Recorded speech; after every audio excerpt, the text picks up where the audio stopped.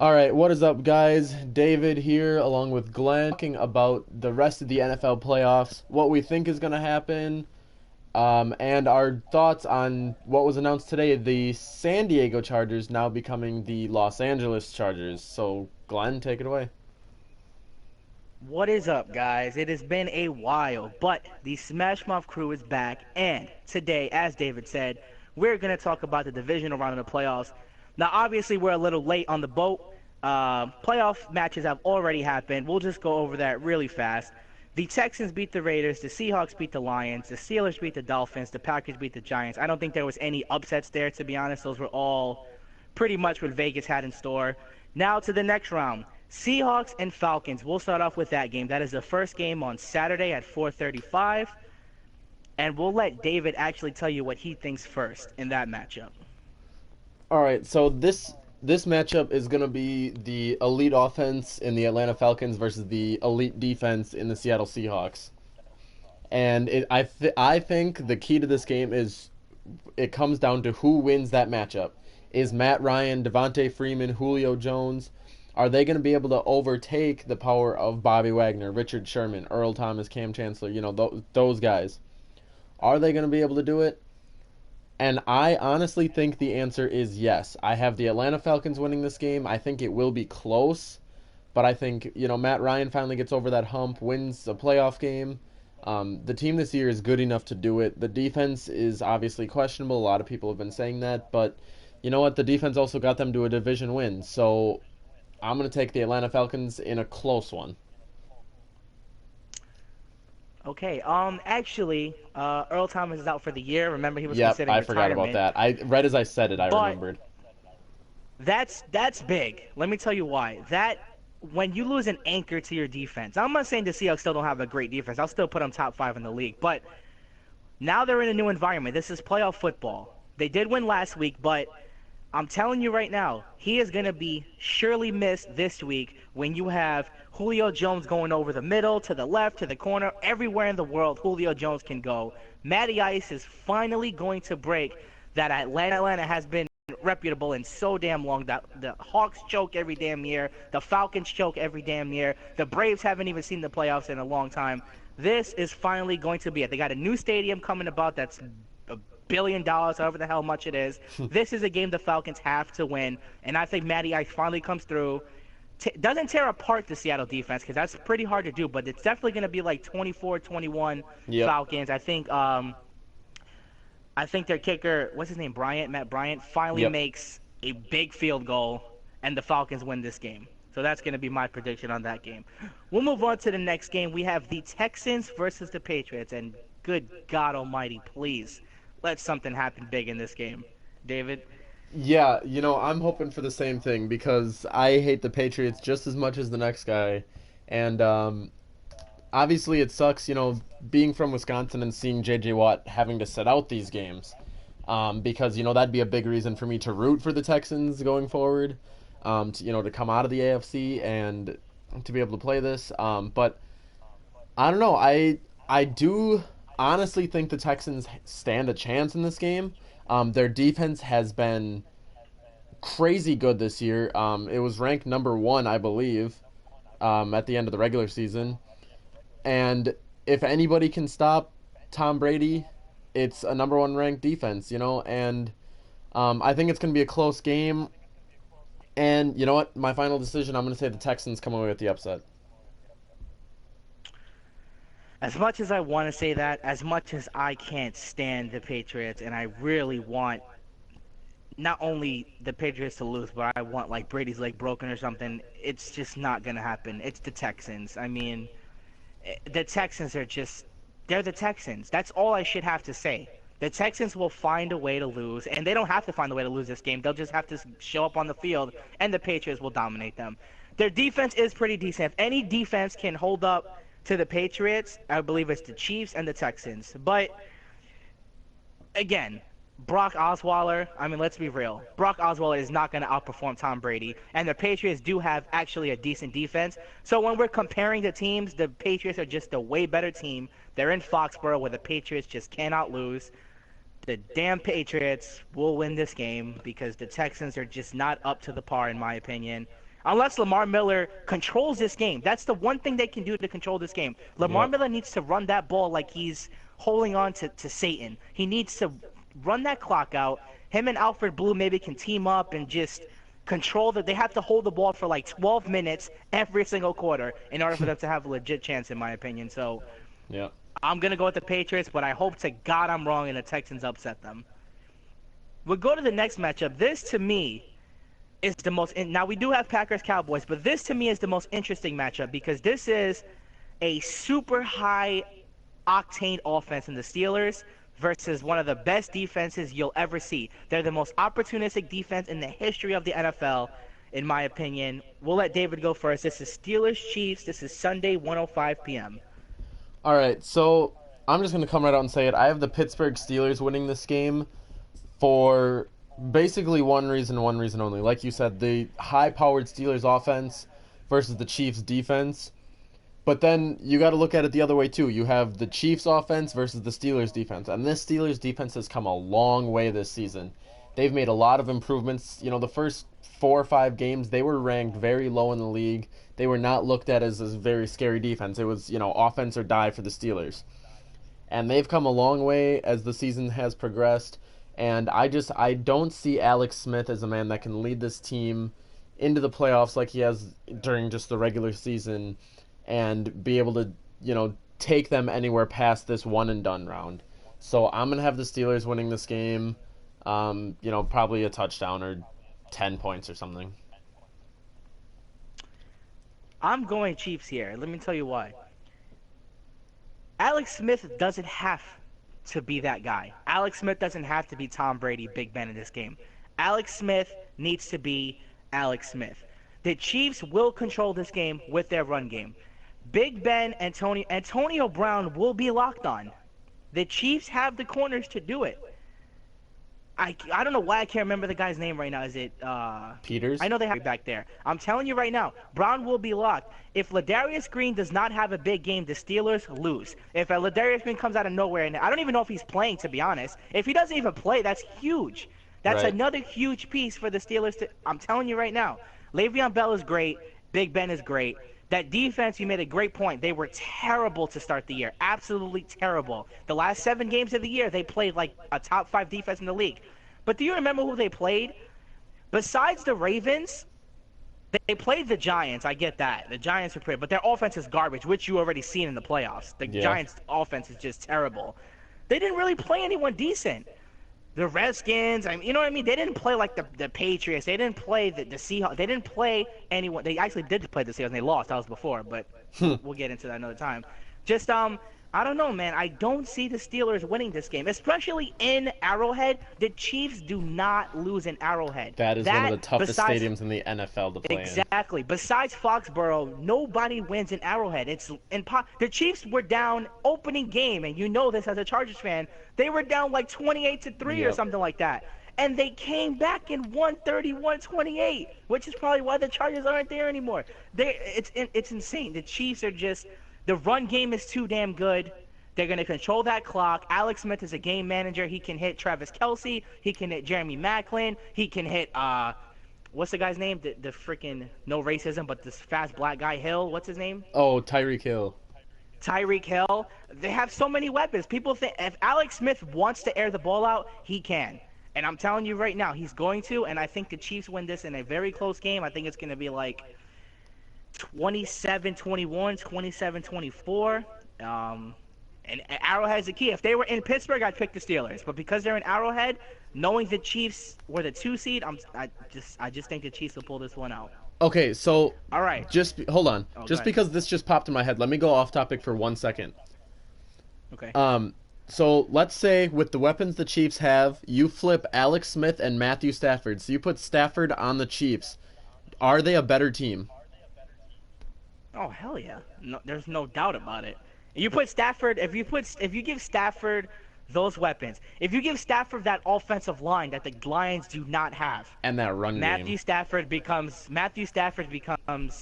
He might be a top 5 quarterback now if you think about it, but he's guaranteed top 5 on the Chiefs, hands Yep, down. absolutely. I don't know why it popped in my head. I just kind of was comparing Smith and Stafford in my head, and obviously Stafford's by far the better quarterback. But man, you put him on a team like that, and But let me tell you, before we move on to the next game, not to take too much time, but I think Alex Smith is the perfect quarterback for the Chiefs. Now, again, right. you put Stafford on there, they probably would be better, but Alex Smith knows how to manage this type of defense.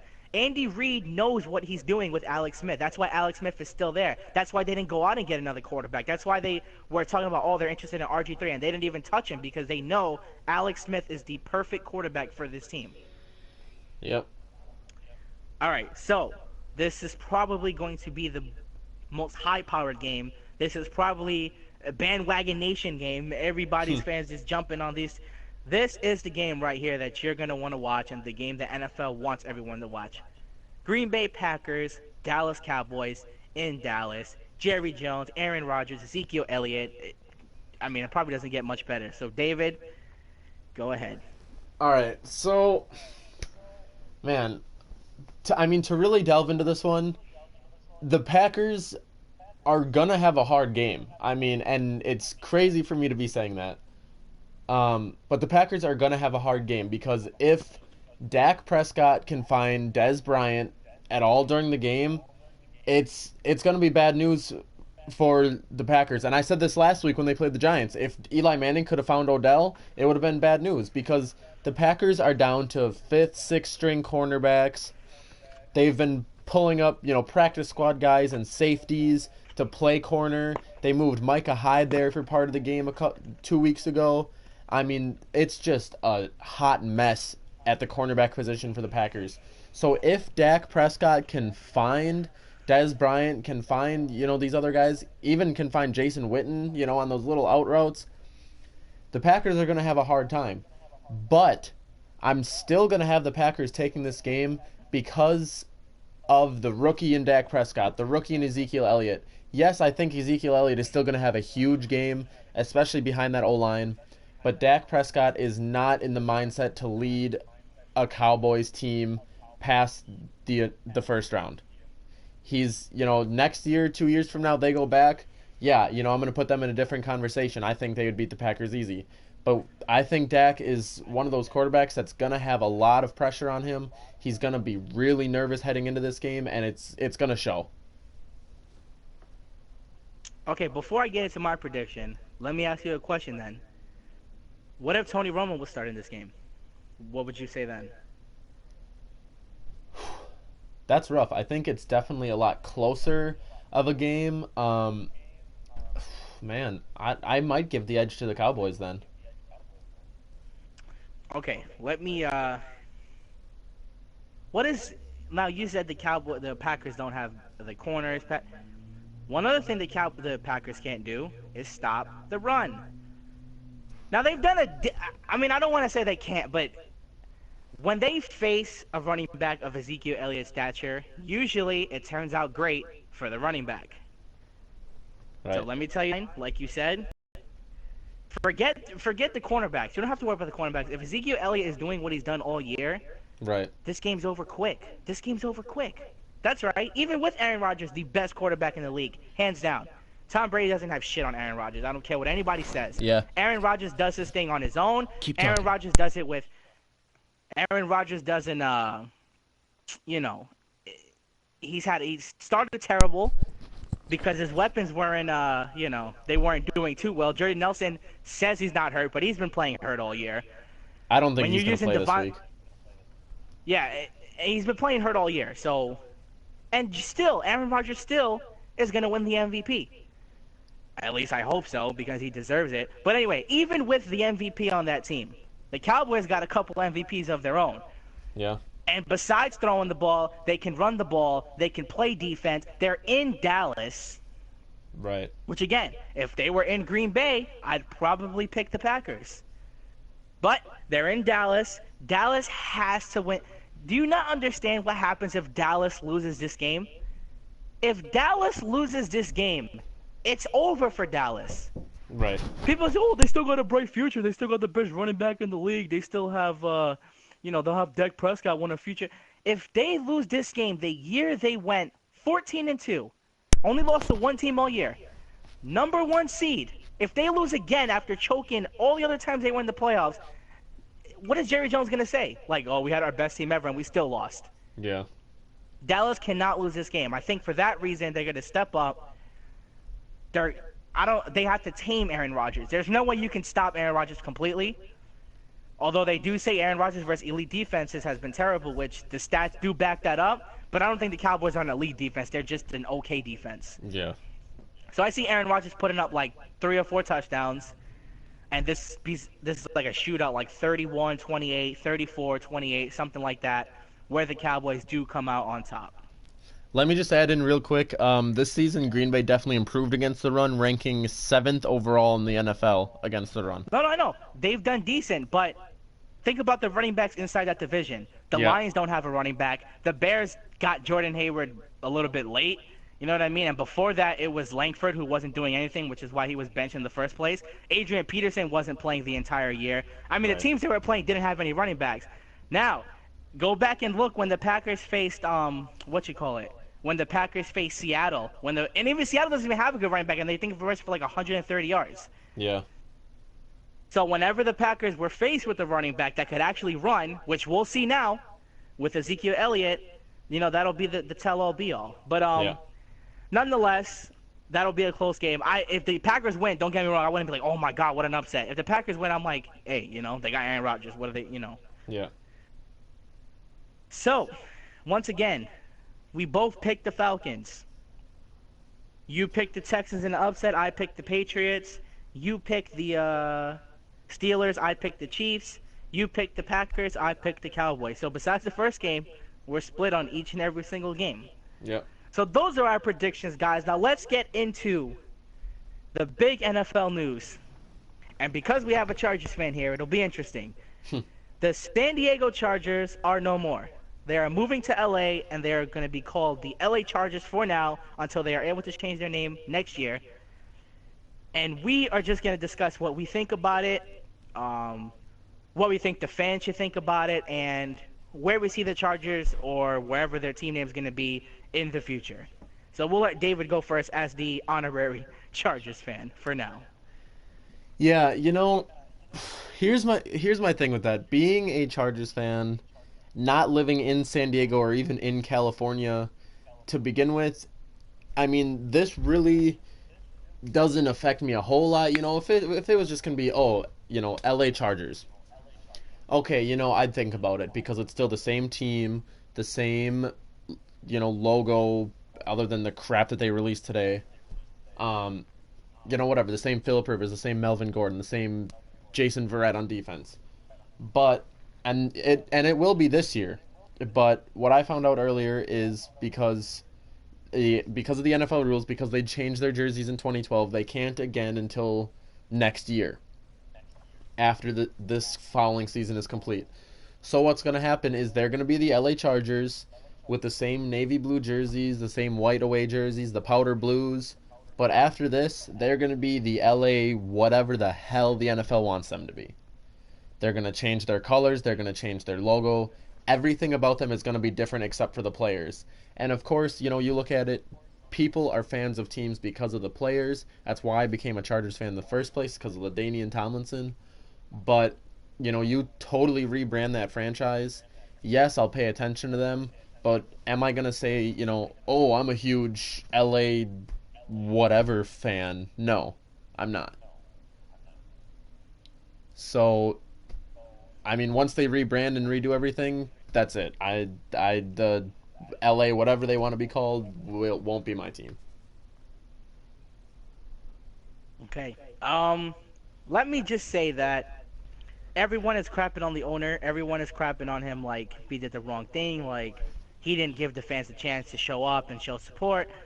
He said, and this was last year or the year before, I don't remember which year, if you guys show up, if we start making a profit, we will stay.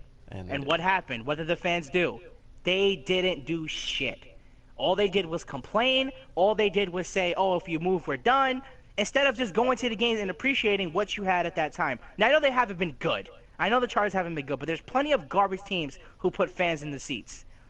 The Chargers have always been good enough to have fans, in my opinion. They've always been the team like, if you look at experts' analysis predictions before the season, the Chargers are always that team. They're like, if the Chargers put this together, they'll be dangerous. That's every year with the Chargers. They're Yep. always good enough to have fans. The fact that you are bottom 10 in attendance, bottom 10 in merchandise sales, bottom 10 in profit or whatever it is, it tells you why your owner's leaving. It's not his fault. He has to make money. It's a business. He can't stay there for the fans that aren't even supporting them in the first place. I would have moved too. And anybody of you that are saying, oh, they should have stayed, if you had a business in a town that's not making you any money, are you just going to stay there and let your family suffer? No, you're going to move and go somewhere where you think they could possibly make some money. So I do not blame the owner. I do think it sucks for the true San Diego Chargers fans that have season tickets, that love this team. I mean, that's with any team. No matter what team you are, there's always diehard fans.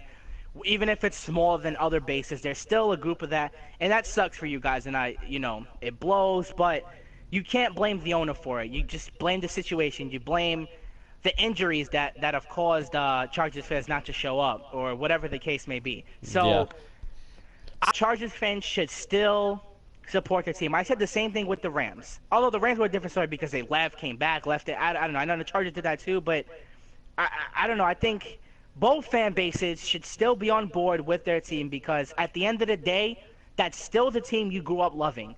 Just because they moved doesn't mean you don't love them anymore.